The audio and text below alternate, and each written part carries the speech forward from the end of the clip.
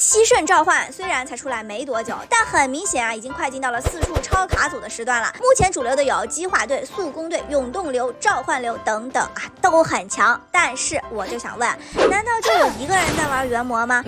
我不管啊，我就是想为元魔代言。首先，纯水精灵这张牌，玩召唤或永动的肯定看过，最后可能是觉得不如行秋或者锅巴，所以用的不算多。讨债人的口碑则可以说是一路飙升，甚至有把迪鲁克取代之势。难不成卢老爷的历史又要重演？言归正传，讨债人和岩秋秋王很明显都是能扛的主，这就决定了这套牌在前期和中期有着很大的操作空间，而且变幻莫测。对不起，如果说哪套牌最令人防不胜防，随时都有变换伤害的可能性，那么元魔就是第一位。题外话，我不允许还有人不知道选骰子可以直接拉的，别还在那儿一个个点啊！什么意思啊？对面棋那么头铁的吗？真当我干不掉你了是吧？直接秒一个。对面这套双锋其实是来恶心人的，就是不停的强制你切人。我其实蛮喜欢这种的，玩游戏玩的是快乐。如果大家招数都一样，玩不了多久就腻了。双锋呢，我也考虑过，但要是碰到机化队这种啊，对面怕是头都要笑歪了。招了个火球球人，那么肯定是纯水接着战场了，随便找个水伤的，对面就会很难受。我去，为什么偏偏招了个扛伤的呀？不要搞我呀！那只能换讨债人老老实实输出，再上岩秋秋王了。秋秋王加一攻的 buff 也是很强的。吸附力测试，然而又被他强制切回去了。反正你切谁，我都有一次蒸发的。最后1打3，你以为你能秒？我去，好像还真的秒啊！直接换纯水去扛伤就行了，不能拖，免得被他充能一波带走。后面就随便打了，他头上挂着火，很难受的。我只要是先手就行。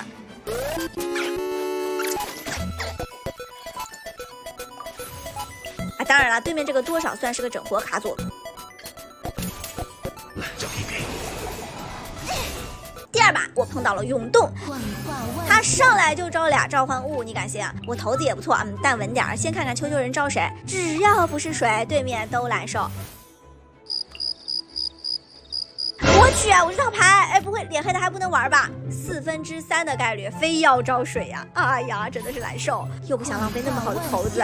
然后这把对面也是很高，铁了心卖纯水精灵，看我招啥。所以同学们，我就想问，现在谁才是永动流？这就是元魔的魅力啊！你以为我打蒸发？对不起，我是永动，说变就变。我去，胡桃！哎呀，要不是这张胡桃，我得把他冰到死。到期砍王也是很强的，我2打1还真的是有点危险。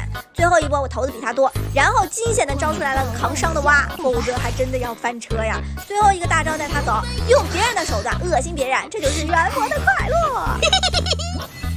第3把碰到召唤流，这次绝对是有强度的卡组了，而我，对不起，我不是元魔，我是永动。哎呀，真的，其实我打的是蒸发，谁让你舍不得被我冰的？这样一来，他元素挂的就没我快，直接打残他。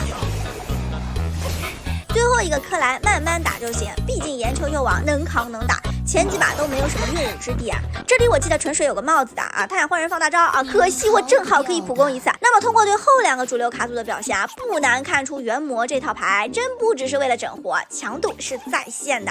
实话实说，这可是老娘第一次3连胜，以前老是赢一场输一场的。当然了，非要追求强度的小伙伴啊，还是最推荐主流卡组啊。我只是觉得这模式又没分，怎么开心怎么来而已。最后唯一要叮嘱的就是打不过女仆呀，这牌真打不过女仆。讨债人和岩秋秋王都属于前期能扛的，打女仆这种后期卡组，哎呀，给我来个莲花酥呀！为什么摸不到莲花酥呀？反而被他摸到一个，哎呀，气死我了！